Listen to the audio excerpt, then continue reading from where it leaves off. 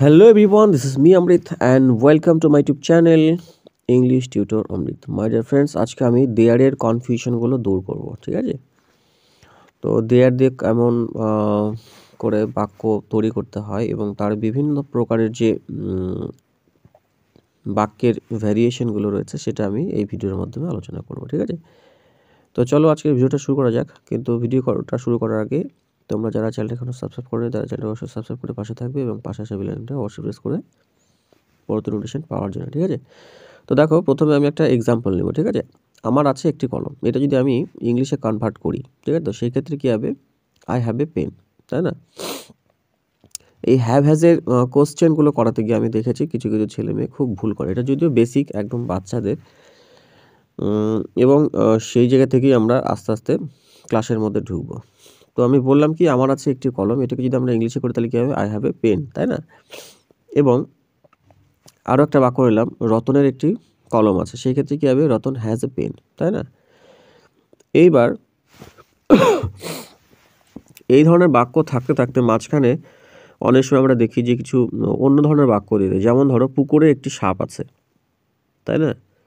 তাহলে এই যে তিনটা বাক্য হলো, আমার আছে একটি কলম, রতনের আছে একটি গাড়ি, আর পুকুরে একটি সাপ আছে, তিনটের মধ্যে পার্থক্য কি? দেখো প্রথম দুটো বাক্যে কিন্তু আমার, রতন এগুলো কি আছে, নাউন এবং প্রোনাউন আছে, তাই না? আমার আছে একটি কলম, এই জায়গাতে অনেকে কিন্তু কি করে, আমার বলতে মাই জানে, মাইটা কিন্তু প্রোনাউন নয়, ঠিক আছে? মাইটা কিন্তু অ্যাডজেক্টিভ। আমরা এতদিন এটা ভুলভাল শিখে এসেছি, এর উপর আমি একটা অলরেডি ভিডিও করে রেখেছি, তোমরা সেই ভিডিওটা দেখে নিতে পারো। এইগুলো হচ্ছে কি মাই, মাই মানে মায়ের পরে কিন্তু নাউন বসানো হয়, সেই জন্য এটাকে আমরা অ্যাডজেক্টিভ বলি। যাই হোক, ওটার বিষয় যাচ্ছি না। তো প্রথমটাতে দেখো যে আমার আছে একটি কলম, এখানে কিন্তু আইটা প্রোনাউন, রতনের আছে একটি গাড়ি, রতন হ্যাজ এ কার, রতনটা একটা নাউন। কিন্তু পুকুরে একটি সাপ আছে, এখানে পুকুরটা কিন্তু জায়গা বোঝাচ্ছে, জায়গাটা হলে কি হয়, অ্যাডভার্ব হয়, ঠিক আছে? এবং দেয়ারটাও কিন্তু একটা কি, দেয়ারটাও একটা অ্যাডভার্ব। তো সেই ক্ষেত্রে অনেকে করে the pond has a snake, এরকম লেখে, মানে পুকুরের আছে একটি সাপ, সেটা তো হয় না, পুকুরে আছে একটি সাপ, না, এটা বুঝতে হবে। পুকুরের আছে, আমার আছে, রতনের আছে, এগুলো বুঝতে হবে। এই ডিফারেন্সগুলোই তোমরা ভুল করো। পুকুরে আছে একটি সাপ, তো সেক্ষেত্রে কী হবে, there is a snake in the pond, ঠিক আছে? যেহেতু এখানে জায়গা বোঝাচ্ছে, যখনই কোনো বাক্যে এ থাকবে এবং তারপরে কোনো কিছু আছে বোঝাবে, সেই ক্ষেত্রে কিন্তু আমরা দেয়ারটাকে ইউজ করব, ঠিক আছে? যেমন আমি যদি বলি টেবিলের উপরে একটি বই আছে, বা টেবিলে একটি বই আছে, টেবিলের উপরে থাকলে তোমরা বুঝে যাবে। যদি বলি টেবিলে একটি বই আছে, তাহলে সেই ক্ষেত্রে হবে টেবিলে লাস্টে এ আসছে কি না, এ যখনই আসবে সেই ক্ষেত্রে কিন্তু আমরা দেয়ারটাকে ইউজ করবো। আশা করি তোমরা বুঝতে পেরেছো, দেয়ার ওয়াজ আ বুক অন দ্য টেবিল, ঠিক আছে? বা আরও অনেক বাক্য হতে পারে, যেমন ধরো কলমে কালি নেই, ঠিক আছে? কলমে কালি নেই, কলমটা কিন্তু কলমটার কিন্তু নেই, কলমে নেই, তাই না? তাহলে সেক্ষেত্রে কি হবে, there was no ink in the pen. বুঝতে পেরেছো আশা করি। এর উপরে তোমরা আরও কিছু এক্সাম্পল প্র্যাকটিস করবে, অবশ্যই তোমরা কমেন্ট সেকশনে কমেন্ট করবে এবং আমাকে জানাবে যেটা ঠিক হলো কি ঠিক হলো না, ঠিক আছে? এইভাবে যারা ছোট বাচ্চা, বিশেষ করে যারা 6-7-এ পড়ি, তারা এই ধরনের বাক্যগুলোকে করতে পারেন, তার জন্য মূলত এই ভিডিওটা করা, ঠিক আছে? এবারে আমরা আরও কিছু অ্যাডভান্স লেভেলে যাব, ঠিক আছে? 2 নম্বরে যেমন ধরো বি, বিগুলোর মধ্যে কী হতে পারে, অ্যাম, ইজ, আর, ওয়াজ, ওয়্যার এবং বিন, এগুলো থাকতে পারে। তারপরে সিম, SEEM, সিম, অ্যাপিয়ার ইত্যাদি ক্রিয়ার সঙ্গে কিন্তু ভার্ব ব্যবহার করে কিছু কিছু কোনো কিছু ঘটনা ঘটছে বা সত্যি সত্যি আছে, এরকম অর্থে কিন্তু বোঝানো হয়, ঠিক আছে? এই সমস্ত ক্ষেত্রে কিন্তু ক্রিয়াপদের আগে বসানো হয়, যেটা আমি অলরেডি এক্সাম্পল দিলাম, there was a great king in the country. এখানে ভার্বটা কি আছে, ভার্বটা ওয়াজ আছে, ওয়াজের পূর্বে আমরা দেয়ারটাকে বসিয়েছি। হ্যাঁ, এই দেশে একটা মহান আর কি রাজা ছিলেন। নেক্সট দেখো, আই হ্যাড নেভার বিন দেয়ার, এখানে বিনটা কিন্তু বি এর থার্ড ফর্ম, তাই না? আমি সেখানে কখনো যাইনি। আই হ্যাড নেভার বিন দেয়ার, আমি সেখানে কখনো যাইনি, ঠিক আছে? এবং সিমস দিয়ে কী হতে পারে, there seems to be no chance of his surviving, মানে তার বাঁচার কোনো আশা নেই বলেই মনে হয়। এখানে আমরা শিমের সঙ্গে ব্যবহার করলাম দেয়ারটাকে, ঠিক আছে? তো এইভাবে am is, are, was, were, have, has, had এইগুলোর ক্ষেত্রে কিন্তু আমরা দেয়ার দিয়ে অনেক বাক্য ব্যবহার করতে পারি। এর উপরে পরবর্তীতে হয়তো আমি আরও ভিডিও নিয়ে আসবো, তোমরা সেখানে আরও ডিটেলে বুঝতে পারবে। নেক্সট, দেয়ারে আরও কিছু এক্সেপশনাল ইউজ আমি ব্যবহার করব। যেমন ধরো আমি একটা বাক্য লিখলাম, পুট দ্য বুক আফ দেয়ার অন দ্য সেলফ। এখানে একটা বাক্য লিখলাম, আরটা লিখলাম put the book on the self. দুটোই কিন্তু হবে, একটাতে দেয়ার দেওয়া নেই আর একটাতে দেয়ার দেওয়া আছে, তাই না? তো এই ক্ষেত্রে দুটোর মধ্যে কি পার্থক্য হবে, ঠিক আছে? দুটোর মধ্যে পার্থক্য হবে এই যে put the book on the self মানে বইটা সেলফের উপরে রাখো, আর পুট দ্য বুক আফ দেয়ার অন দ্য সেলফ এইটার অর্থ হবে বইটা ওইখানে সেলফের উপরে রাখো, ঠিক আছে? মানে এখানে ওইখানে কথাটা কিন্তু অ্যাড হয়ে যাবে। তো এইভাবে আমরা দেয়ারটাকে ইউজ করতে পারি। এবং প্রোনাউনের পূর্বে অনেক সময় আমরা দেয়ারটাকে ইউজ করে থাকি, ঠিক আছে? তো সেটা একটা এক্সাম্পল নিয়ে বুঝতে পারবো। যেমন ধরো, there I agree with you. এই যে যখনই আমরা প্রোনাউনের আগে দেয়ারটাকে ইউজ করি, সেই ক্ষেত্রে কিন্তু দেয়ারের যে বাংলা অর্থটা সেই ক্ষেত্রে হবে কি, এই প্রসঙ্গে বা এই ব্যাপারে, ঠিক আছে?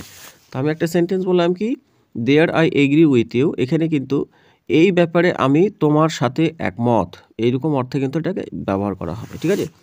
আই এগ্রি উইথ ইউ মানে আমি তোমার সঙ্গে একমত, আর দেয়ারটাকে ইউজ করে দিলাম মানে এই ব্যাপারে, ঠিক আছে? তাহলে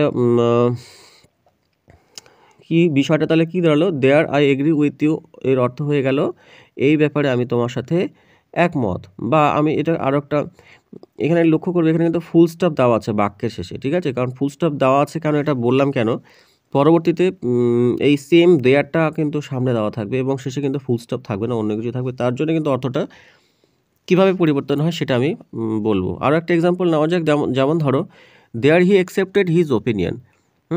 এই ব্যাপারে সে তার যে ওপিনিয়নটা রয়েছে সেটাতে সে কিন্তু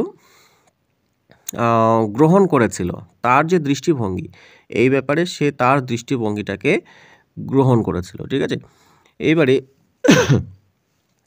ইন্টারজেকশনের ক্ষেত্রে আমি তো অ্যাসার্টিভ সেন্টেন্সে ইউজ করলাম, মানে প্রোনাউনের পূর্বে দেয়ার বসিয়ে তার অর্থটা চলে আসছে কি, এই প্রসঙ্গে বা এই ব্যাপারে। এবার যখন আমরা ইন্টারজেকশনের সেন্টেন্সগুলো ইউজ করব তখন কিন্তু অন্য কিছু অর্থ ব্যবহার হবে, সেটা লাইনের যে সেন্টেন্স রয়েছে সেই সেন্টেন্সের সেন্স অনুসারে কিন্তু দেয়ারের অর্থটা ভ্যারি করবে, পরিবর্তিত হয়ে যাবে, ঠিক আছে? পরিবর্তন হয়ে যাবে।